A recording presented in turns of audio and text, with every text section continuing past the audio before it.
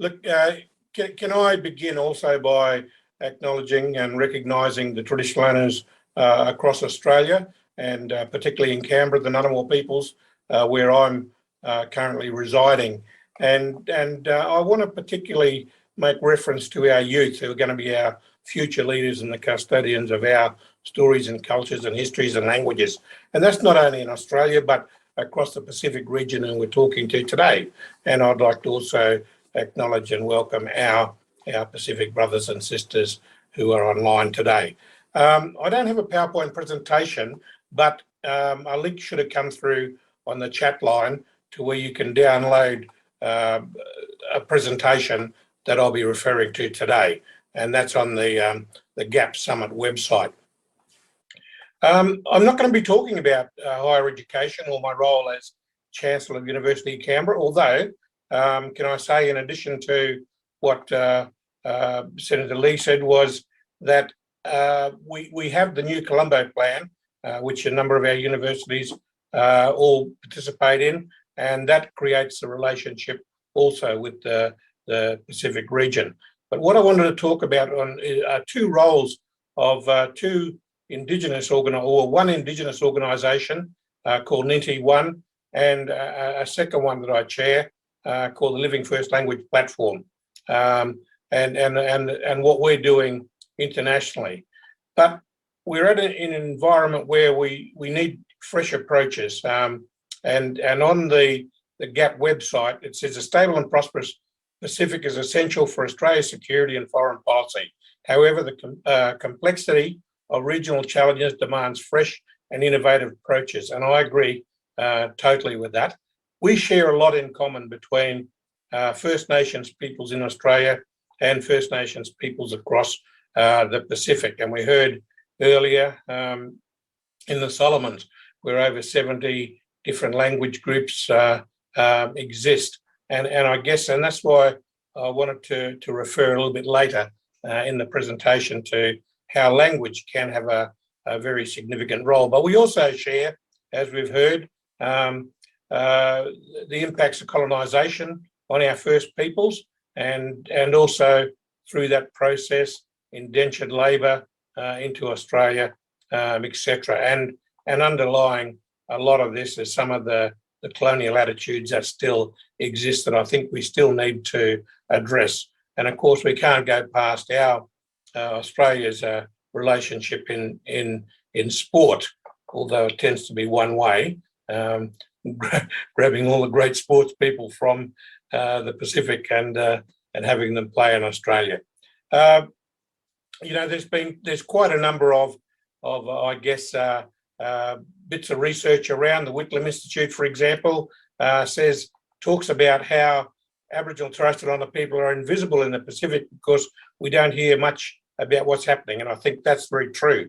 But with the organisation I mentioned, NINTI One, which I'll go on to, we know that traditional knowledge and exchange of traditional knowledge also is a great way to bridge the gap and looking at our shared identities, and we can't go past the really I guess burgeoning new Pacific Australia Labour mobility scheme that's existing, which is going to bring an economic benefit back to both countries, in fact, and I think it's a very important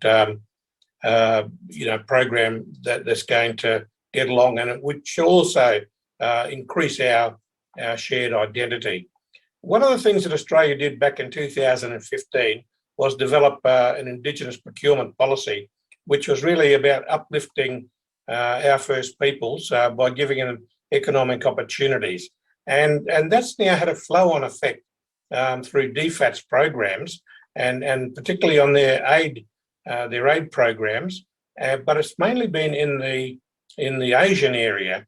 And NINTI One, we've been an active partner in that process, and so far we've been involved in and responsible for developing Indigenous participation in about $1 billion worth of DFAT's aid activities, and they're all 4 to 8 year long programs, and in fact they're they're a great way that we can increase the economic outcomes in our region.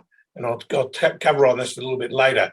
But we've also, and as part of that, it's that fresh that we've only this year placed a person in Bangkok, an Aboriginal person, to look after our interests up there. Engagement, First Nations ambassador has just been announced by Minister Wong, which has been a great initiative. We've got DFAT's 2021 Indigenous Diplomacy Agenda, which is all about improving the outcomes for Indigenous Australians, but also the engagement of Indigenous peoples globally. And of course, the Office of Pacific that runs out of Foreign Affairs has got a similar objective, but it also takes in the interest of South Sea Islanders.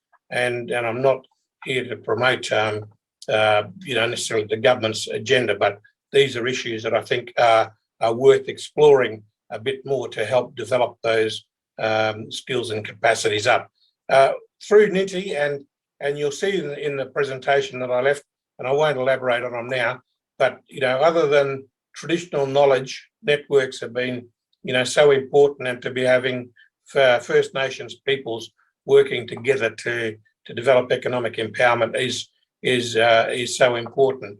But there's a whole range of strategies about, working with, some of the gatekeepers in both countries, in all countries, to work together. But I think the other important issue is to not try and do what we do in Australia too often, is to homogenise First Peoples and think that we're all the same. We are all different nations within a nation, and the same goes for the Pacific. And from an Australian perspective, we need to really ensure that if we want to have a shared identity, we recognise all peoples in those identities. You'll see in the slides there's a whole range of information about what NINTI does and where we've been. The other one I wanted to talk very quickly about was the Living First Language platform, and this has been raised in the education side of it as well. With the International Decade of Indigenous Languages, if we can record and preserve our Indigenous languages, there's a lot of benefits, and there's a slide on there. The real key one, I think, that's emerging is the Ambassador for First Nations People that Senator Wong announced a couple of days ago in the UN.